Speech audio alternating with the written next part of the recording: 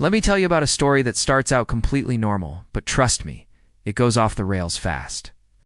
Our main character is Jessica. She's a sharp, confident lawyer, the kind of person who always seems to have everything under control. The movie opens on a rainy Thursday evening. Jessica's just wrapped up a long day at the office, ready to head home. She walks into the lobby of her high-rise office building, taps her foot impatiently, waiting for the elevator, and finally, the doors slide open. She steps inside, relieved to be on her way. The doors are about to close when a hand shoots out, stopping them. Security guard, a guy named Ben, steps in with a polite nod. Jessica gives him a quick, practiced smile, the kind you give to strangers you share a space with for a few seconds.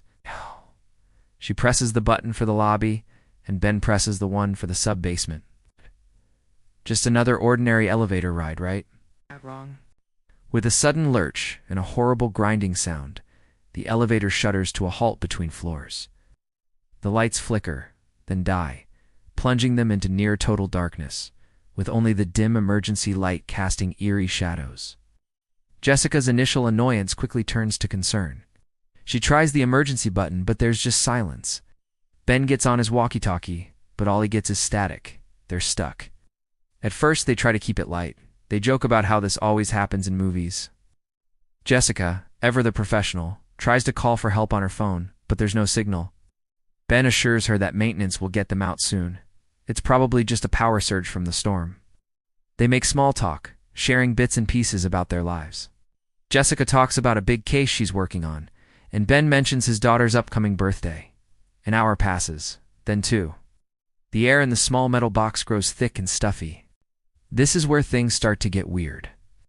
The small talk dries up, and a tense silence hangs between them.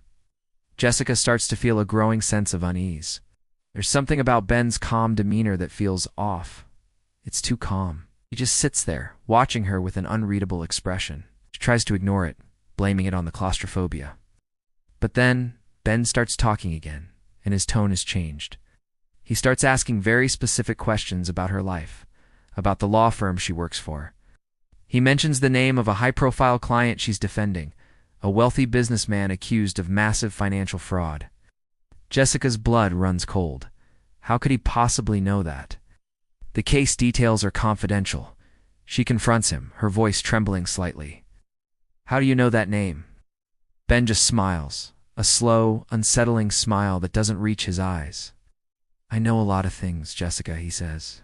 The friendly security guard persona completely vanishes. Ben reveals he's not just a random guard. He tells her his family was one of the many who lost everything because of her client's fraudulent schemes. His life was ruined. He lost his home, his savings, everything. He had to take this menial job just to get by. He planned this whole thing, sabotaged the elevator, cutting them off from the outside world. He chose this night, this building, this elevator. It was all a setup to get her alone. Panic floods Jessica's system. She's trapped in a tiny box with a man who blames her for his life's destruction. She realizes this isn't just about being stuck. This is about revenge. He hasn't made any direct threats yet, but the implication is terrifying. He holds all the power, and they are completely isolated. The outside world has no idea what's happening, floors above the ground. The final act is a masterclass in psychological tension. Ben doesn't want to hurt her, not physically. He wants something more. He wants her to confess. He wants her to admit that she knows her client is guilty, and that she's helping a criminal walk free. He has a small, hidden camera, recording everything. His plan is to get her confession on tape and leak it to the media, destroying her career in the case, ensuring her client goes to prison. It's a battle of wills. Jessica, the skilled lawyer, uses every trick she knows to argue, deflect, and reason with him. But Ben is relentless, his pain and anger fueling his determination. He details the suffering his family went through, painting a vivid, heartbreaking picture.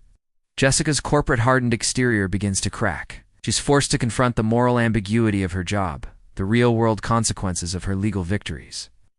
The film leaves you on the edge of your seat, wondering, will she confess to save herself, or will she stick to her professional code? It's an incredible thriller that explores what happens when the consequences of your actions trap you in an elevator. Thanks for watching. Don't forget to like and subscribe for more recaps.